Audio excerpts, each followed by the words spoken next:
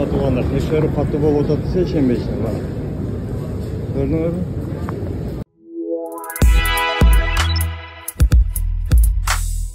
Assalamu alaikum урматтуу Москвада мекендештер, амансыздарбы? Сиздер менен кайрадан эле Москва бар. Туугандар, Сахарова боюнча көптөгөн комментарийлер түштү. Азыр WhatsApp'тан да көп адамдар жазып атат. Кеңирээк тааныштырып кетсеңиз, кандай болот, эмне болот баягы Подольскийде Сахарова боюнча. Ал жердеги өтөбү, өтпөйбү, кандай болот деген суроолор болуп атат да.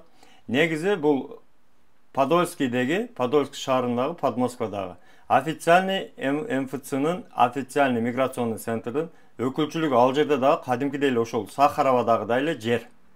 Барасыздар, кадимкидей ошол очередь менен туруп, тапшырып, анализдерди тапшырасыздар, дактилоскопия, отпечаткалар алынат, полный ошол кадимкидей мыйзам чегинде бардык процедуралар ошол жерде жүрөт. Бир эле жакшы жери эми ал жерде адам азыраак, чем Сахаровага караганда адам азыраак болушу мүмкүн. Ошондуктан барып бир күндө бүтүрүп, ошол картаны да бир күндө алыш мүмкүнчүлүгү бар туугандар. Андыктан ошол жерге барыңыздар, кайрылыңыздар. Анан көп суроолордун арасында баягы регистрациябыз өтүп кетсе кандай болот? Биз базада бар жоктугуну билбей атабыз. Ушундай баягы коркунуч пайда болгон учурлар бар да. Мисалы Сахаровага барсак кармап калабы, ал Подольскийде Сахаровага барсак кандай болот? Ал жерде да кармап калбайбы деген учурлар болуп атат. Туугандар, ал жерде ошол эгерде кандайдыр бир проблемалар болуп, кандайдыр бир ошол суроого өтүп кетип, базада жок болуп калып, ошондой бир суроолор пайда болгон болсо, кайрадан эле ошол базага түшүрүш, суроогуну да оңдо бериш, колдон келишинче ошол жардамды берип, консультация берип, ошол мына номерлерге кайрылсаңыздар, колдон келген жардамды беребиз туугандар. Эми колубуздан келген мигрантка болгон жардамды көрсөтүп атабыз туугандар. Эми биз деле ошол жолдорун издеп, сиздерге кичине жеңил болсун деп.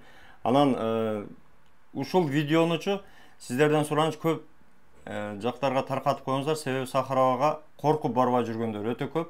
Ал эми Сахарованын кагазы болбосо, өзүңүздөр билесиздер, продление болбойт. Көп жерде продление Сахарованын кагазсыз болбойт. Анан көчөдөн баягыдай сатып алган Сахарованын кагаздары, алар подделка, болбойт алар. Сатып албаңыздар. Фальшивый дегенде эртең МВДга барып ошол продлениега берген болсоңуз, анда уже башка статья менен фальшивый документы деп башка статья менен камалып, ошол Сахаровадан наоборот депортация болуп кетиш мүмкүнчүлүгү бар да.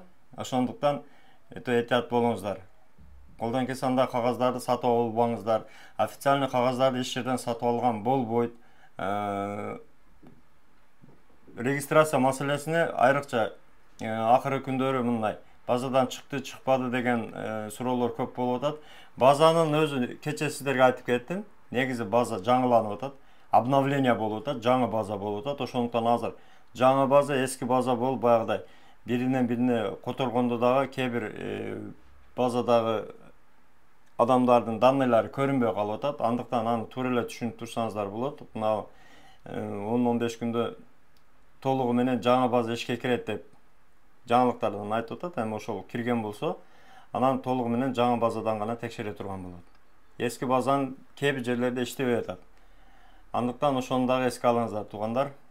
Келе жаткан май майрамдарында МФЦ иштейби, иштебейби деген суроолор дагы берилген. МФЦ негизи май майрамдарга 29-у, 30-у суббота, воскресеньянын 1-май иштебейт. 2-май, 3-май, 4-май, 5-май иштейт. Андан кийин 8-майга дем алыш башталат. 8-май, 9-майга, то есть 9-май иштебейт. 10-майдан баштап кадимкидей эле иштеп баштайт туугандар. Ошону эске алыңыздар.